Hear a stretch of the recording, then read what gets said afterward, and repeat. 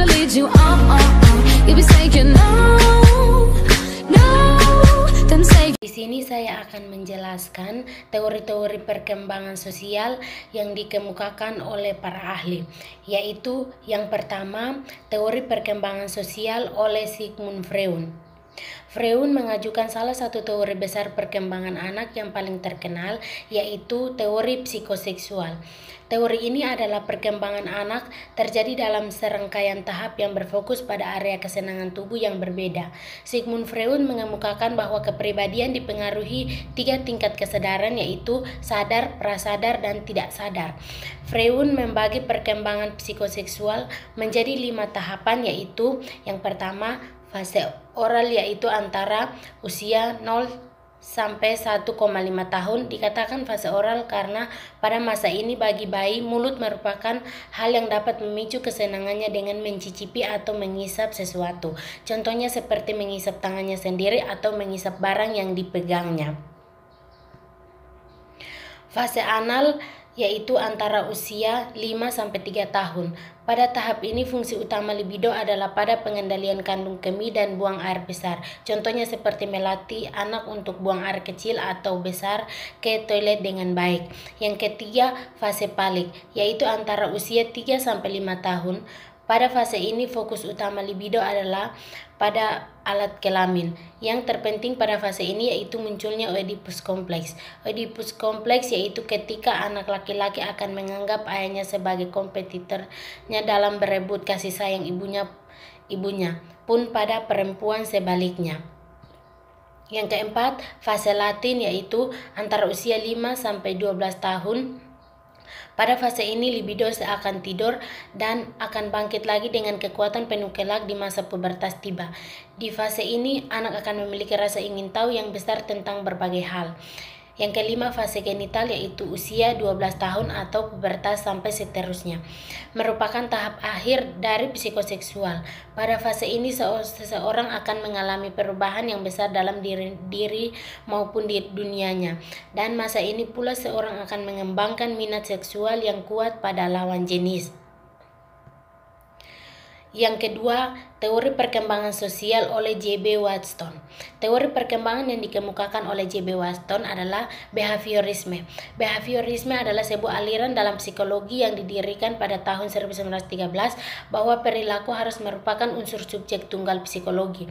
Penganut aliran ini mempunyai pendidikan bahwa organisme dilahirkan tanpa sifat-sifat sosial atau psikologis. Perilaku adalah hasil pengalaman dan perilaku digerakkan atau dimotivasi oleh kebutuhan untuk memperbanyak kesenangan dan mengurangi penderitaan. Prinsip teori Watson yaitu menekankan respon terkondisi sebagai elemen atau membangun perilaku. Kondisi adalah lingkungan eksternal yang hadir di kehidupan. Perilaku muncul sebagai respon dari kondisi yang mengelilingi manusia dan hewan.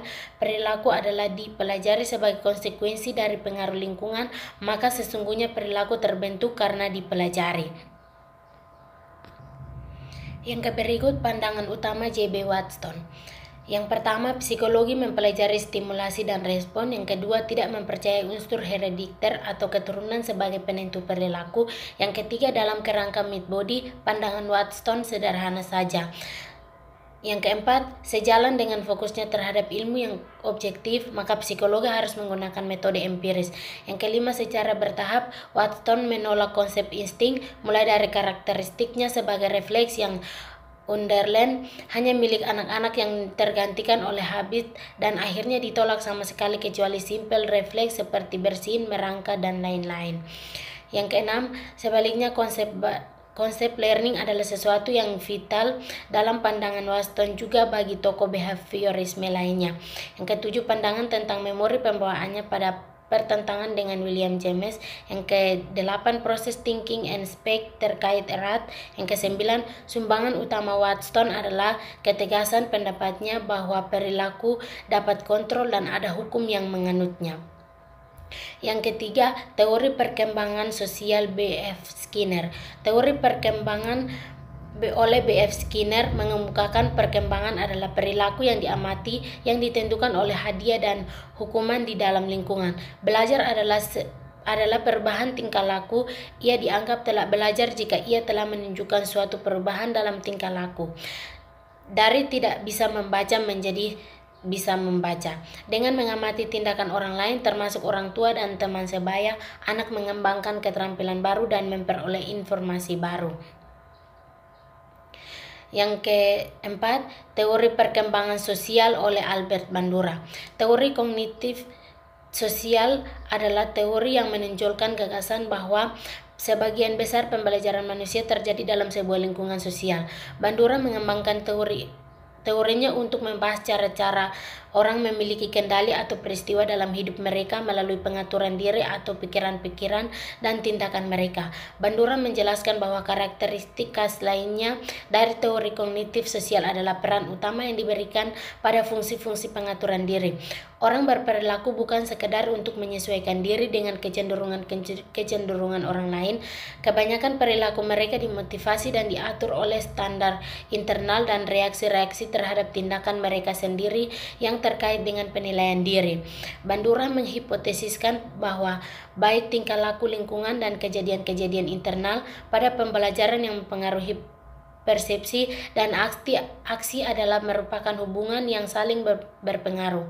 Interlocking, harapan dan nilai mempengaruhi tingkah laku sering dievaluasi bebas dari umpan balik lingkungan sehingga mengubah kesan-kesan personal.